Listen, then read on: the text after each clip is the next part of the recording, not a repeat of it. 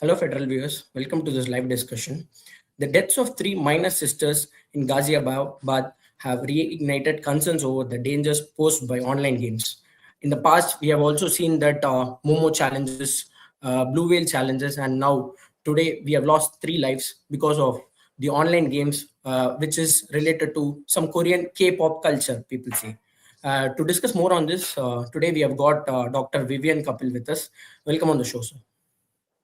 Hello, sir. Yeah. Hi, sir. Sir, I want to understand from you, my first question to you is like, why do these dangerous online challenges keep returning in different forms?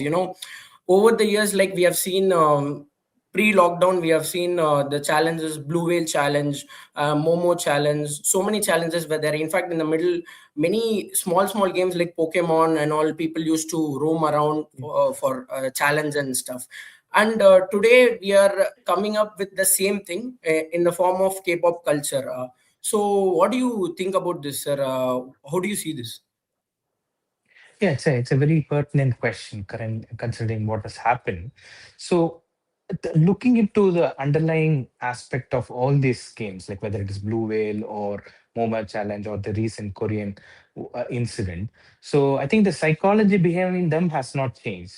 All these come in different packages, different names, and different formats, but then they try to tap into the core psychological aspects of these issues.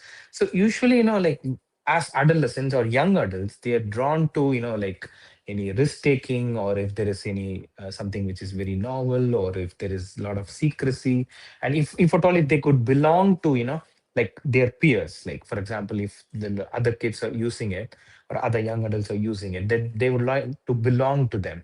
So for peer validation also, they tend to engage in such things, and these games try to exploit that. And it is also for the reason because during adolescence, or like during our young adulthood, the brain reward system matures much more faster than the brain's impulse control system, because which develops at last, so probably when they are in their early 20s or close to 25. So, and this also puts them at a very vulnerable stage, and that is one of the reasons why these games, tend to exploit these aspects, and then they try to create them some rewards, and then, like for peer acceptance, and also try to induce some fears, and in a way it makes them more, you know behaviorally compliant, or probably becoming dependent on these games. Okay. Sir, are parents avoiding these duties, to protect their kids, in a way that pushes the children to find emotional comfort and validation in this virtual world? So, how do you see this? Well, I mean, it would be very unfair to blame the parents alone on these aspects. But then we could also look into the current world we live in. So, because parents are, I mean, some parents are physically present, but emotionally they may not be available entirely due to several commitments, like their work commitments, or they are become very exhausted by the end of the day, or they are very much distracted digitally themselves. So, and that could also be a contributing factor. And the thing is, children usually, they don't just need supervision, but they also need a stable support figure who usually should be listening to them without judgment. That's what the children would or the adolescents would expect. And when these real life validation is not present, or it is inconsistent, and they try to look elsewhere, like that's where these online forums come into the picture, like these online gamings, where they always are available and they're always responsive.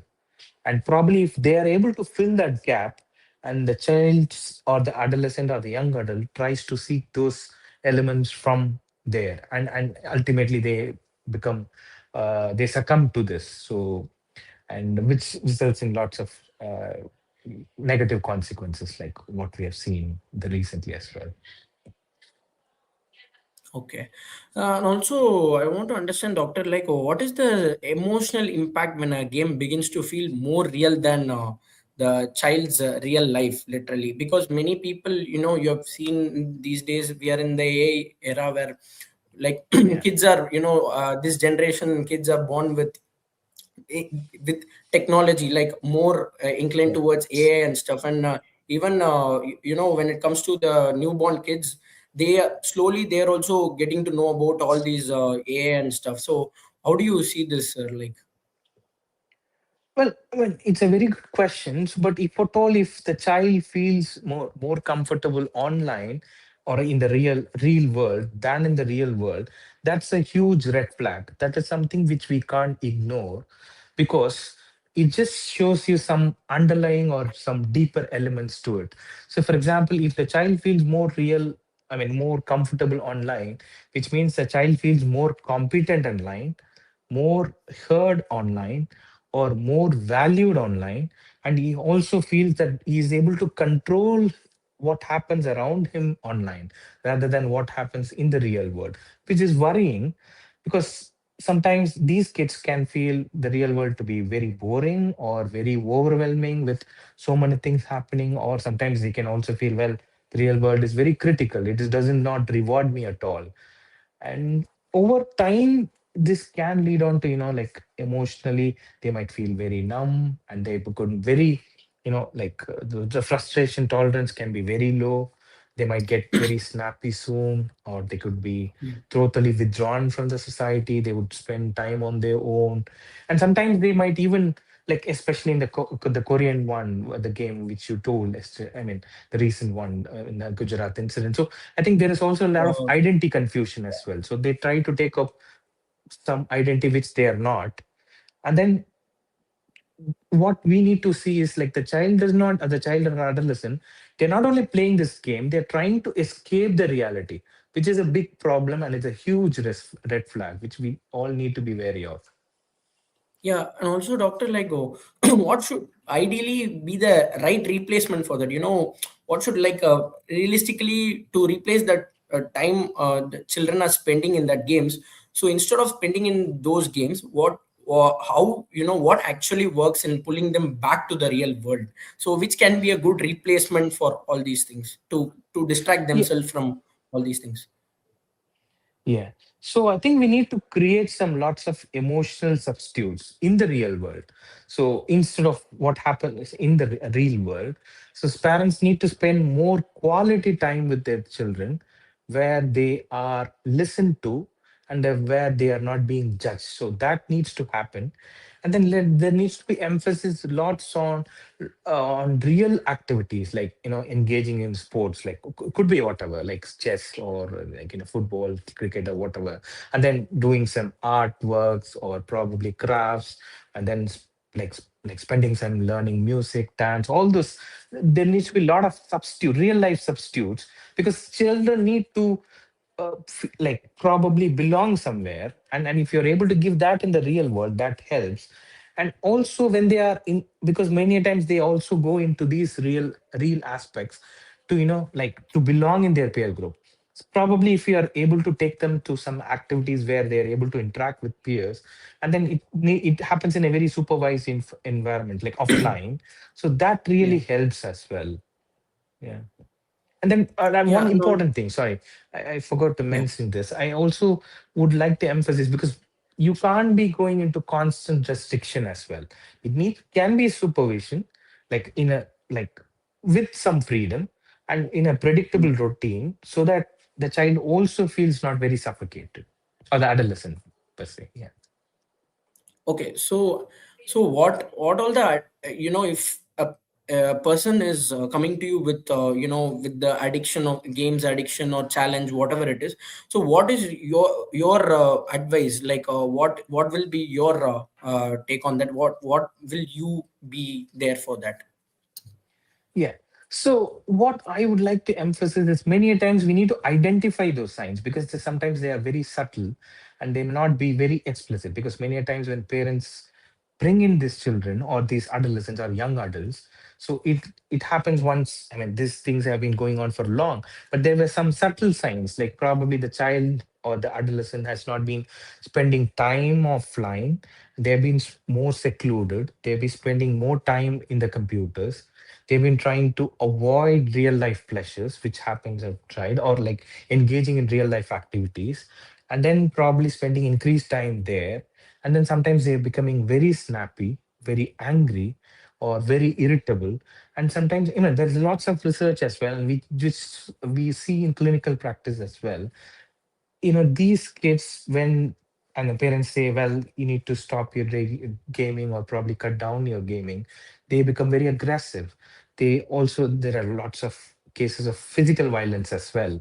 These young adults or adolescents engage in that. So that's when people think, okay, something is not okay, and then we need to take them to a mental health professional like a psychiatrist or a clinical psychologist. So, but then there were subtle signs, and most of the time there'll be school refusal, poor academic performance, like the decline in academic sense. A kid who was doing pretty well and then suddenly has a drop in their academic performance, and they're refusing to go to school, refusing to go to college, and refusing to interact with anyone outside, online, and they're just stuck in their own room. So these are some worrying signs which the parents need to be very, very, and parents, not only parents, including teachers as well, they need to be very wary of, and then probably getting them an earlier help to identify what are the underlying issues.